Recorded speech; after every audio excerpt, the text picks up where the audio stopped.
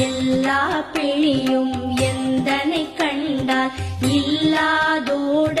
நீ என கருள்வாய். ஈரேழ் உலகமும் எனக்குறவாக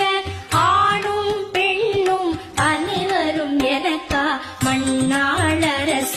மகிழ்ந்துறவாகவும் உன்னை துதிக்க